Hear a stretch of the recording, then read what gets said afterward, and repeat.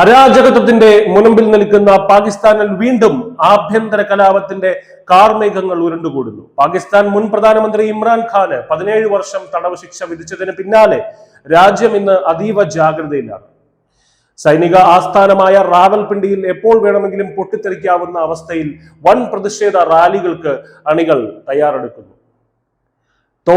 തോഷഖാന അഴിമതി കേസിന്റെ 2ാം ഘട്ട വിചാരണയിലാണ് ഇമ്രാൻഖാനും ഭാര്യ ബുഷ്ര ബീബിക്കും പ്രത്യേക കോടതി 17 വർഷം വീതം കഠിന തടവ് വിധിച്ചത്. 1.64 കോടി രൂപ പിഴയും ചുമത്തിയിട്ടുണ്ട്. രാഷ്ട്രീയ പ്രേരിതമായ വിധിയാണിതെന്ന് വിശേഷിപ്പിച്ച ഇമ്രാൻഖാന്റെ എക്സ് പേജ് അടിയാല ജയിലിനുള്ളിൽ നിന്ന് ജനങ്ങളോട് തെരുവിലിറങ്ങാൻ ആഹ്വാനം ചെയ്തിരിക്കുകയാണ്. ഇമ്രാന്റെ പാർട്ടിയായ PTIക്കൊപ്പം ജമാഅത്ത് ഇസ്ലാമിയും പ്രതിഷേധവുമായി രംഗത്തുണ്ട്.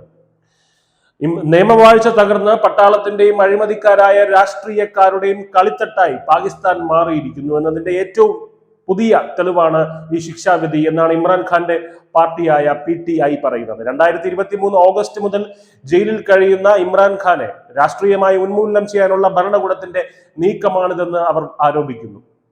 വൻ ആയുധ സന്നാഹങ്ങളുമായി 1300ഓളം പോലീസ് ഉദ്യോഗസ്ഥരെയും സൈനിക യൂണിറ്റുകളെയും റാവൽപിണ്ടിയിൽ വിന്യസിച്ചിരിക്കുന്നത് രാജ്യത്തിന്റെ അധികാര കേന്ദ്രങ്ങൾ എത്രത്തോളം ഭയത്തിലാണെന്ന് വ്യക്തമാക്കുന്നു. സാമ്പത്തിക തകർച്ചയും ഭരണപരമായ പാളിച്ചകളും കാരണം നട്ടം തിരിയുന്ന പാകിസ്ഥാൻ ഇപ്പോൾ ആഭ്യന്തര യുദ്ധത്തിന് സമാനമായ സാഹചര്യത്തിലേക്കാണ് നീങ്ങുന്നത്.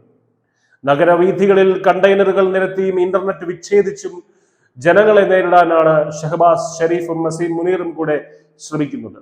അഴിമതിയും അക്രമവും മുഖമുദ്രയായ ഒരു രാജ്യത്ത് ജനാധിപത്യം എന്നത് വെറും പ്രഹസനമായി മാറുന്ന ഒരു കാഴ്ചയാണിത്.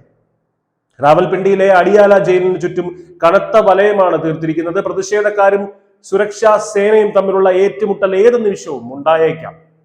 അയൽ രാജ്യത്തെ ഈ അശാന്തി ദക്ഷിണേഷ്യൻ മേഖലയിൽ തന്നെ വലിയ ആശങ്ക ഉണ്ടാക്കുന്നുണ്ട്. പാകിസ്ഥാൻ ഈ അരാജകത്തിൽ നിന്ന് കരകയറുമോ അതോ സൈനിക ഭരണത്തിലേക്ക് വീണ്ടും വഴുതി വീഴുമോ എന്നാണ് ലോകം ഉറ്റുനോക്കുന്നത്. News desk news India Malayalam.